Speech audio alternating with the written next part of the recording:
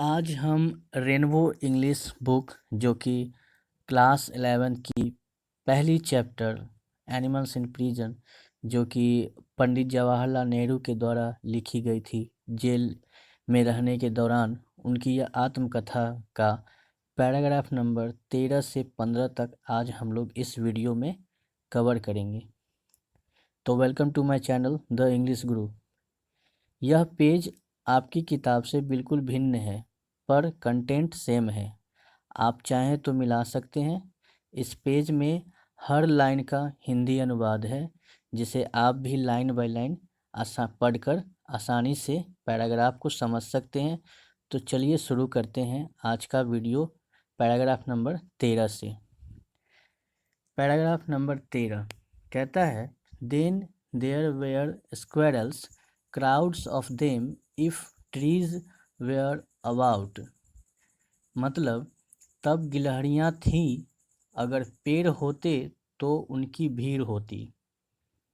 आगे कहता है, they would become very venturesome and come right near अस।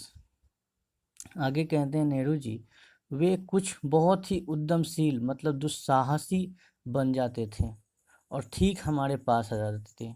नेहरू जी के पास आ जाते थे जेल में इतनी सारी गिलहरियाँ जो थी। आगे है, in Lucknow gaol I used to sit reading almost without moving for considerable periods and a squirrel would climb up my leg and sit on my knee and have a look around।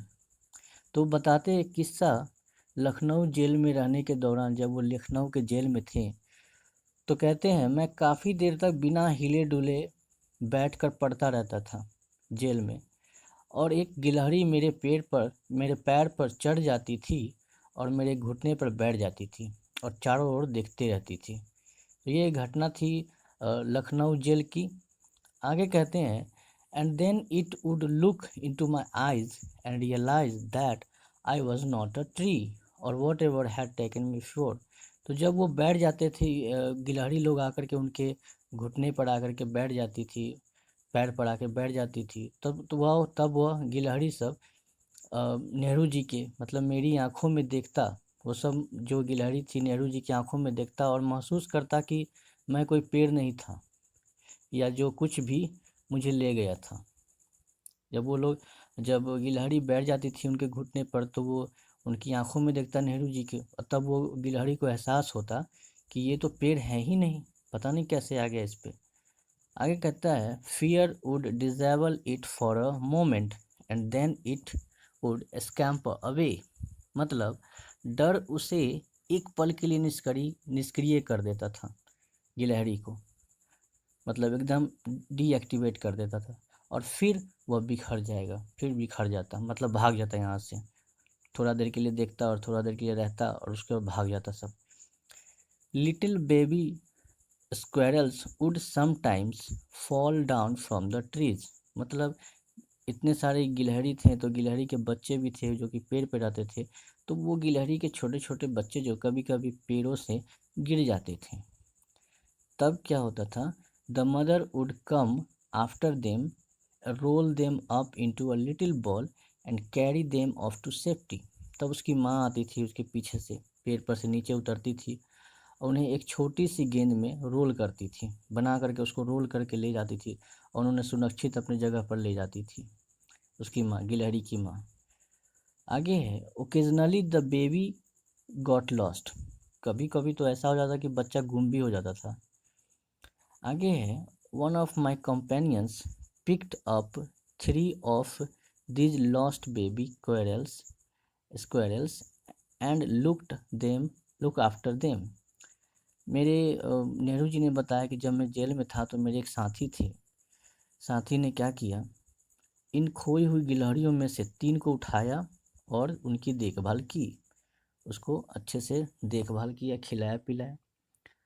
They were so tiny that it was a problem feeding them. अब वो चूँकि बच्चे थे, बहुत baby थे, तो उनको खिलाना आसान नहीं था। वो इतने छोटे थे कि उन्हें खिलाने में समस्या हो रही थी। तो प्रॉब्लम क्या था, the problem was how ever solve rather initially हालांकि समस्या को सरलता से हल कर लिया गया। क्या किया गया? तो a fountain pen filler with a little cotton wool attach to it made an efficient feeding बोतल। तो क्या किया गया, फाउंटेन पेन का जो फिलर होता है जिससे इंक भरा जाता है, उसके मदद से क्या किया, उसमें थोड़ा सा रुई लगा दिया और उससे उसी में क्या किया, उसमें खाना मतलब कोई लिक्विड भर करके, उसमें दूध होता तो दूध भर करके उसके उसके मुंह में डाल देता था। इस तरीके से वो बचा लेते थे उस गिलहरी के बच्चे को।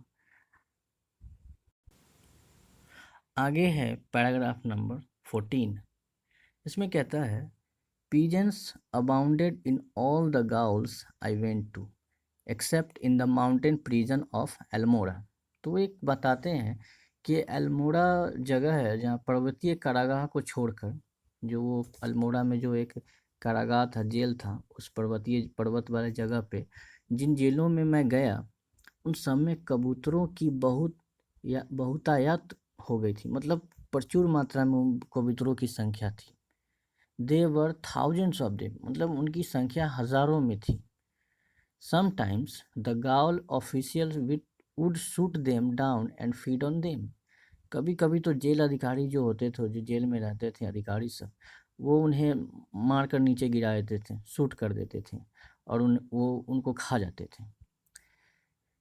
There were mynahs, of course they are to be found everywhere. Of course वो सब क्या थे, बेशक मैना थे, तोता मैना वही मैना थे जो कि हर जगह पाए जाते हैं। A pair of them nested over my cell door in Dehradun and I used to feed them. तो कहते हैं नेहरू जी कि उनमें से एक जोड़े ने तो देहरादून में मेरे सेल के दरवाजे पर घोंसला बना लिया था और मैं उसे रोज खिलाता था, खाना खिलाया करता था। आगे है they grew quite tame and if there was any delay in their morning or evening meal they would sit quite near me and loudly demand their food. तो बताते हैं वे चुपचाप मतलब वश में हो जाते थे और अगर उनके सुबह या शाम के भोजन में कोई देरी अगर हो जाता तो वे मेरे पास आकर शांति से बैठ जाते और जोर जोर से अपने भोजन की मांग करते थे। It was amusing to watch their signs and listen to their impatient cries. उनके संकेतों को देखना, उनके इशारे को देखना और उनके अधीर रोने की सुनना मनोरंजक होता था। बहुत अच्छा लगता था ये सब देख करके, ये सब नज़ारा देख करके, उनके इस तरीके के बर्ताव को देख करके बहुत मज़ा आता था। पैराग्राफ 15 में कहता है in Naini there were thousands of parrots and large number of them lived in the crevices of my barrack walls. मतलब नैनी जो जगह है उस जेल में हजारों तोते थे। उनमें से बड़ी संख्या में मेरी बैरक की दीवारों की दरारों में रहा करते थे। मतलब दरार में घोंसला बना करके तोते रहा करते थे। आगे कहता है there courtship and love making was always a fascinating sight, and sometimes there were fierce quarrels between two male parrots over a lady parrot who sat calmly by waiting for the result of the counter and ready to grant her favors to the winter। मतलब कहते हैं नेहरू जी एक दृश्य के बारे में जिक्र कर रहे हैं कि उनकी जो प्रेम लाप और प्रेम प्रसंग हमेशा एक आकर्षक नज़ारा हुआ करता था। और कभी कभी दो नर तोतों मतलब दो मेल तोतों के बीच एक महिला तोते को लेकर भीषण झगड़ा हुआ करता था, जो कि मुठभेड़ के परिणाम की प्रतीक्षा में शांति से बैठे रहते थे। कौन? महिला तोते। और सर्दियों के लिए अपना पक्ष देने के लिए तैयार रहते थे। तो ये रहा आपका 13 से लेके पैराग्राफ नंबर 15 तक आपका द एनिमल्स इन प्रिजन का। तो अगर आपको मेरा वीडियो अच्छा लगा तो चैनल को सब्सक्राइब करें, लाइक करें, कमेंट करें और शेयर करें। Thank you so much for watching this video.